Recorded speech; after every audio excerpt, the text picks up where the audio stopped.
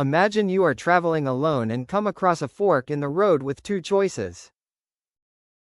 The first path, a tough, steep climb up a mountain.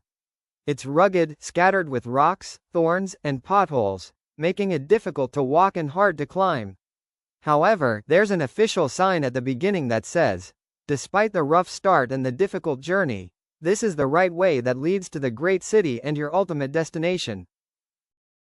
The second path, an easy, downhill stroll into a valley. It's smoothly paved and shaded by trees full of flowers and fruits. Along the way, there are cafes and entertainment spots offering everything that delights the heart, pleases the eye, and acts as music to the ears. But there's a warning sign here too. This is a deadly, dangerous path. It ends in an abyss of certain death and absolute ruin. Which path would you choose? Naturally, human instinct leans toward what is easy rather than difficult, and what is enjoyable rather than painful. We love freedom and hate restrictions. It's simply human nature. If a person just followed their desires and impulses, they would definitely take the second path. However, this is where logic and reason step in. The mind weighs the options: a short, immediate pleasure followed by a long, lasting pain. A temporary, passing pain followed by a long, lasting pleasure. Ultimately, a rational mind chooses the first path. This analogy perfectly describes the path to heaven and the path to hell. The path to hell. It is filled with everything delicious, enjoyable, and appealing to the soul, driven by worldly desires. It involves gazing at beauty and its charms, and giving in to lusts and pleasures. It includes taking money through any means, and naturally, money is loved and desired. It offers absolute freedom and lack of restraint, and human souls inherently love freedom and hate restrictions. The path to heaven is filled with hardships and difficulties. It involves restrictions, boundaries, going against one's own desires, and resisting whims.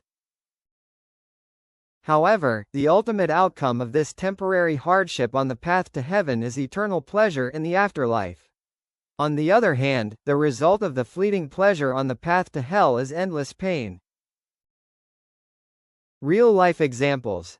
Think of a student during exam nights.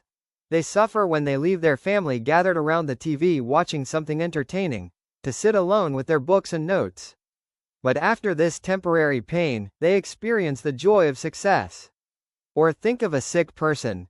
They patiently endure the hardship of a strict diet, depriving themselves of delicious food for a few days, so they can eventually enjoy the happiness of good health. God placed these two paths before us and instilled within us an innate sense, a conscience, to tell them apart and to know good from evil. This applies to everyone, whether educated or ignorant, young or old. Everyone's conscience feels at peace when they do good, and feels deeply troubled when they do wrong. Ultimately, the journey of life is a continuous series of choices between fleeting gratification and lasting impact. The true human challenge lies not in the absence of temptations, but in building the mental resilience to look beyond the present moment. The Creator has equipped us with a precise inner compass, our pure, innate nature and active conscience, to guide us through the noise and distractions of the world. Choosing the path that seems difficult at first is never a restriction of freedom, rather, it is a conscious redirection toward true self-development, inner peace, and sustainable success that transcends the temporary. Whoever grasps this wisdom understands that the temporary pain of growth is the fair price for the eternal joy of true achievement.